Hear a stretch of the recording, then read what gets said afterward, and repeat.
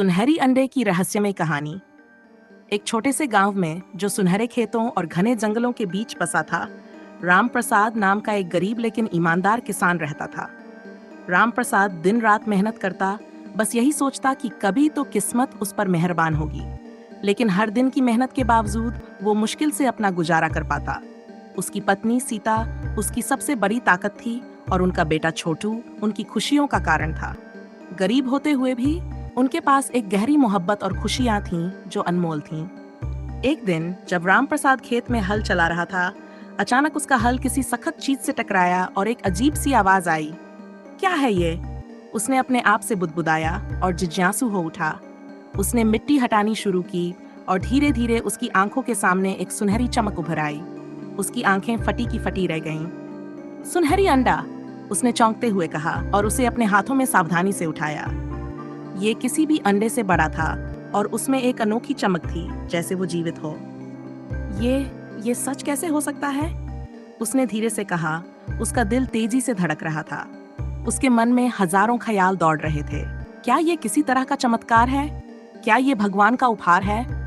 उत्साहित और थोड़ा सतर्क, राम प्रसाद ने अंडे को कपड़े में लपेटा और जल्दी से घर की ओर भागा। जैसे ही वह अंदर पहुंचा, सीता ने उसके चेहरे पर अजीब सी चमक देखी। क्या हुआ राम? इतनी जल्दी घर कैसे आ गए? उसने चिंतित होकर पूछा। उसने अंडे को खोलकर उसके सामने रखा। सीता की आंखें चौड़ी हो गईं। अरे, ये तो सोने का अंडा है। हाँ, लगता तो ऐसा ही है, राम प्रसाद ने जवाब दिया। अब भी यकीन नहीं हो रहा था। पर ये यहाँ हमारे खेत में कैसे आया? दोनों बैठकर अंडे को आश्चर्य से देखने लगे। इसे बेचने का विचार उनके मन में आया, लेकिन कई सवाल भी उठे। क्या वाकई इसे अपने पास रखना सुरक्षित है? क्या सच में वो इसे रख सकते हैं? हम इसे बेच सकते हैं, सीता ने थोड़े डर और उम्मीद के साथ कहा। सोने का अंडा है, इसकी कीमत तो बहुत होगी। लेकिन राम प्रसाद हिचकिचा रहा था। उसे कुछ अजीब सा लग रहा था, जैसे ये अंडा पवित्र हो। हम इसे बेचने के बारे में सोच सकते हैं, उसने धीरे से कहा, लेकिन पहले थोड़ा इंतजार करते हैं। पता नहीं ये किसकी अमानत है। दिन बीते गए और उन्होंने अंडे को छुपा कर रखा, उसे ध्यान से देखते। अजीब बात यह थी कि हर सुबह उनके झोपड़े के पास एक नया सुनहरा अंडा पाया जाता, जो पिछले वाले से भी ज्यादा चमकीला होता। ऐसा लगता जैसे कोई जादू था जो उन्हें खुशी और चिंता दोनों दे रहा था। वो खुद को धन्य महसूस कर रहे थे, लेकिन उन्हें अजीब सी बेचैनी भी थी।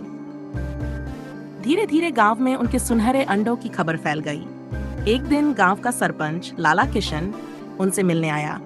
उसकी आवाज में मिठास थी, लेकिन उसकी आंखों में लालच की झलक थी। राम प्रसाद, सुना है तुमने सोने के अंडे पाए हैं? ये तो कमाल की बात है। राम प्रसाद ने उसकी नीयत को भांपते हुए हल्के शब्दों में जवाब दिया। हाँ, भगवान की देन है, उसने विनम्रता से कहा, लेकिन उसके मन में असुविधा थी। अच्छा अच्छा, सरपंच ने एक मुस्कान के साथ कहा जो उसकी आंखों तक नहीं पहुंची। देखो, ऐसी चीजें अकेले के बस की नहीं होती। गांव के भले के लिए इसे साझा करना चाहिए। राम प्रसाद के मन में डर की लहर दौड़ गई। उसे पता था कि अगर सरपंच चाहे तो उसके सुनहरे अंडे छीन सकता है। हम सोचेंगे, उसने टालते हुए जवाब दिया। सरपंच के जाने के बाद राम प्रसाद और सीता चिंतित हो बैठे। अब क्या करें राम? हमें किसी को पता नहीं लगने देना चाहिए था, सीता ने कहा, अपने बेटे को अपने पास खींचते हुए।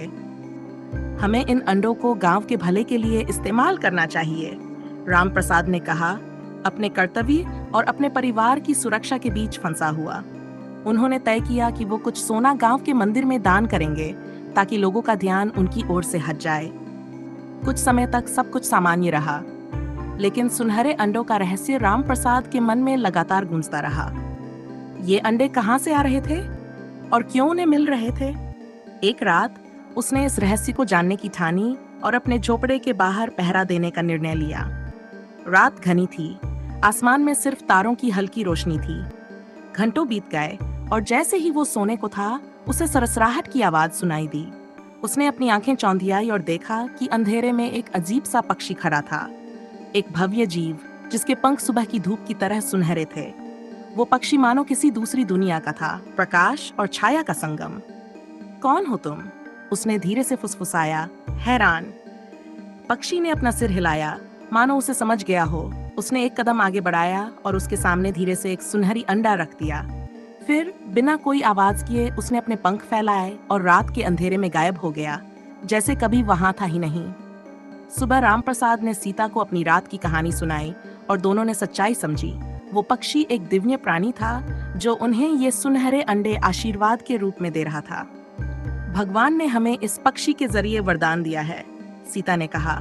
उसकी आंखों में आंसू थे, लेकिन दोनों जानते थे कि इस सच को राज रखना होगा, क्योंकि अगर किसी को पता चल गया तो लालच और ईर्ष्या इस वरदान को बर्बाद कर देंगे। उन्होंने अपनी साधारण जिंदगी को फिर से अपनाया, गांव के भले के लिए कुछ सोना दान किया और बाकी को छिपा कर रखा। परंतु अफवाहें फैलती रहीं। एक रात सरपंच ने अपने आदमियों को रामप्रसाद के घर भेजा, अंडों को जबरन लेने के लिए। रामप्रसाद और सीता ने अपनी पूरी ताकत लगाकर अपने घर की रक्षा की, लेकिन वो कमजोर थे। जैसे ही सरपंच के आदमी अंडों को लेने वाले थे, अचानक एक तेज हवा चलने लगी और आकाश में बिजली कड़कने लगी। अचानक वो सुनहरा पक्षी फिर से प्रकट हुआ। उसके पंख अंधेरे में चमक रहे थे। उसने एक जोरदार चीख लगाई, जिससे सारा वातावरण कांप गया। आदमियों के चेहरे भय से सफेद हो गए। पक्षी ने अपने पंख फैलाए और एक तेज हवा का झोंका उठाकर उन आदमियों को गिरा दिया। फिर उसने अपनी जलती हुई नजरें सरपंच की ओर घुमाई, जो डर से चीख उठा और पीछे हट गया। पक्षी ने एक झटके में अंडों को अपने पंजों में पकड़ लिया और अंधेरे में गायब हो गया। रामप्रसाद और सीता ने देखा। उनके दिल भारी थे, लेकिन कृतज्ञता से भरे हुए। वो धन्य थे, लेकिन उन्होंने एक कीमती सीख भी सीखी थी। असली खजाना वो होता है जो हमें विनम्रता और सादगी सिखाता है। उस रात के बाद सुनहरा पक्षी कभी नहीं लौटा और रामप्रसाद का परिवार फिर से अपनी सादगी भरी जिंदगी में लौट आया। उन्होंने सीखा कि असली खुशी धन में नहीं, बल्कि प्रेम, विश्वास और जीवन के रहस्यमयी चमत्कारों में होती है। और इस तरह रामप्रसाद और सीता ने अपनी बाकी जिंदगी शांति से बिताई। गांव में उनकी कहानी सुनहरी अंडे के नाम से मशहूर हो गई और लोग अब भी कहते हैं कि किसी साफ दिल वाले के पास वो सुनहरा पक्षी फिर लौट सकता है।